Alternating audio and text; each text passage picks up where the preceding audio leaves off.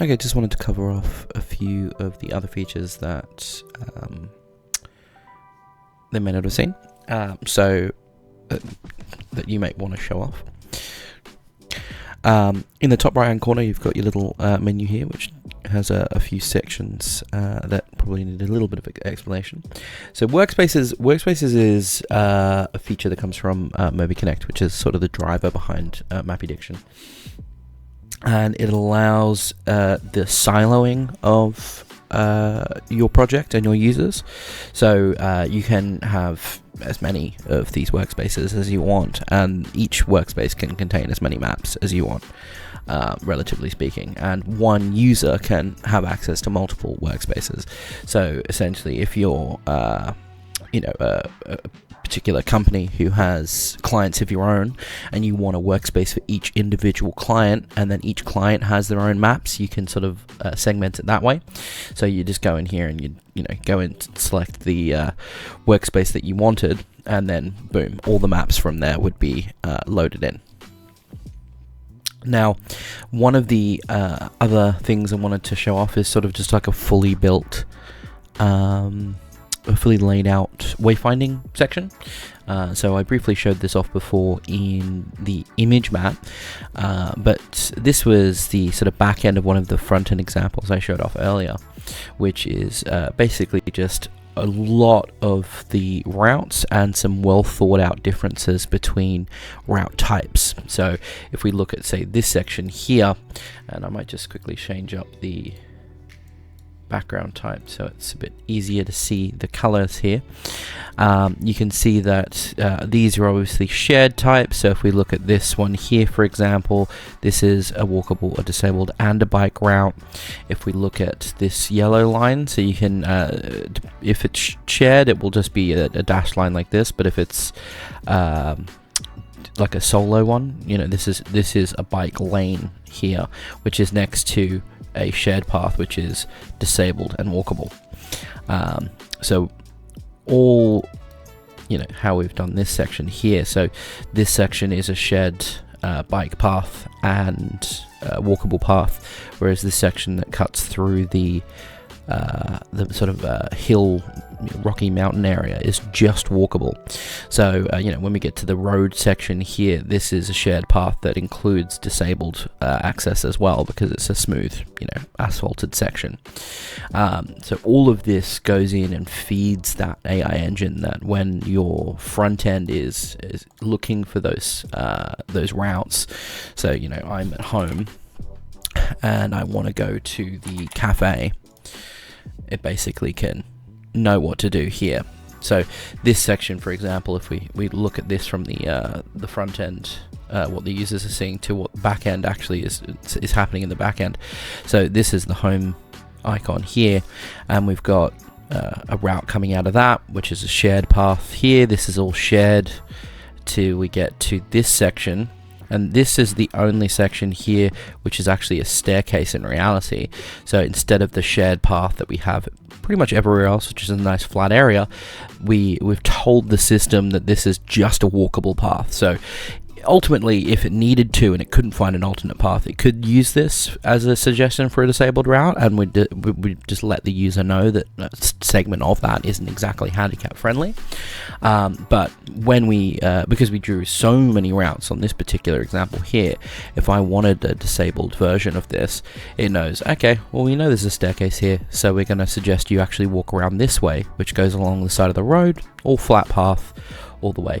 So same destination, same starting point, but we now get two completely separate routes, and slightly less practical if you were biking there, but because there is a significant bike route, you can actually see that it's suggesting we walk to the closest bike route, and then we just bike all the way around and go down this bike path.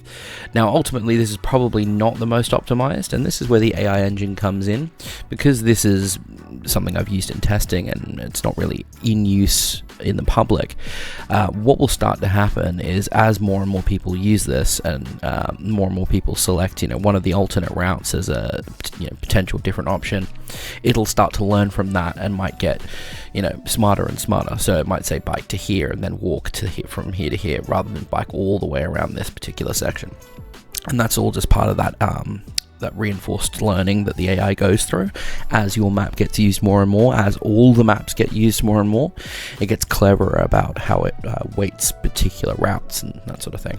But yeah, that's just a bit more in depth of how the builder to the end result actually is. Now, a couple of other things that I'll go through just so we've got some recording of it is when you actually get into the sharing of maps. So I'm just going to log out of this one here and quickly log into the project we created earlier just to show you what a brand new map would look like. So if we go into this overlay map that we were using for our example here, what happens when we want to make this map available to the public. So we go publish. Now I'm logged in as a staff member, so for me it's $0, but for you it'll be the well, whatever relevant currency it is for you, and then you basically just have to add a license here and then update the subscription. So actually for this I'd probably ignore that example from before. Let me just log into an account that isn't a staff account, and I'll give you a quick look here. So we'll just add a new map quickly, and we'll go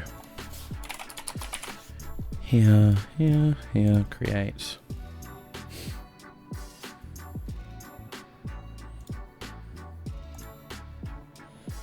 Okay, so from here, just to give you an example of what it will show up when it's an actual charged account. So if we go publish map, it'll then load in here. So you can see base map for $45, publish anywhere. You know, you've got all your things here. I've got 4 other maps that are currently published, so I've got 4 licenses currently active, and I don't have any, so I can't actually update my subscription to you know, make this map published until I add another one. So it frees up a slot.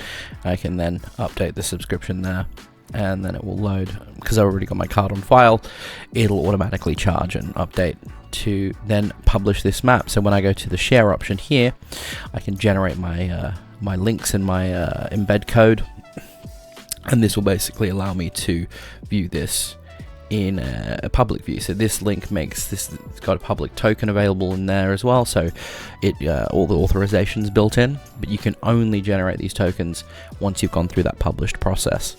And if you ever wanted to pull the map down, all you need to do, or like free up a slot, all you need to do is unpublish the map, and away you go. So now I've got a free slot available in my billing, so I can actually check that in here. Just leave the map there. So in here you can see this is one of the older pricings that we had available, so now we've all got it available into the $45 pricing. We got 4 of 5 used, so I can actually edit that and I can say I don't need that anymore. I can update that, and now I'm only using the 4 licenses yet again, because I've decided I don't need that other map available. In terms of users, I briefly mentioned this before, but you can invite more users to your platform. You can give them different roles, and then in that you can actually switch on what they can and cannot do depending on roles based here. So you know, if you wanted to make them only be able to read what was going on and not write what's going on, you can obviously edit and update that as well. In the My Account section, pretty straightforward. Change your password, you know, update your profile picture and all that goes on in here as well. And just you know, one aside, you've got light and dark mode, which is a toggle just in the top right hand corner there. The people section, I briefly mentioned this when I was putting one of the maps together here, but this is where you would add all of the people you may want to attach to a POI. So for example, if you're doing an office building and you are marking out if each office with a person attached to it, you can go in here and you can add, you know, James Bond, and you can give them some contact information as well, and then that becomes available on the front end to the POI. So, you know, office 1B, you know, Joan Smith works there, and so on and so forth. And the same thing for content as well. So I briefly went through content can be attached to a POI. This is just you can go in and create. You could create them while you're making the POI, or if you wanted to sort of front load all your work, you can go in here and you can add a bunch of the content first and then attach it to the POI later, depending on how you want your workflow to be laid out. Media, pretty self-explanatory. Let's log into that.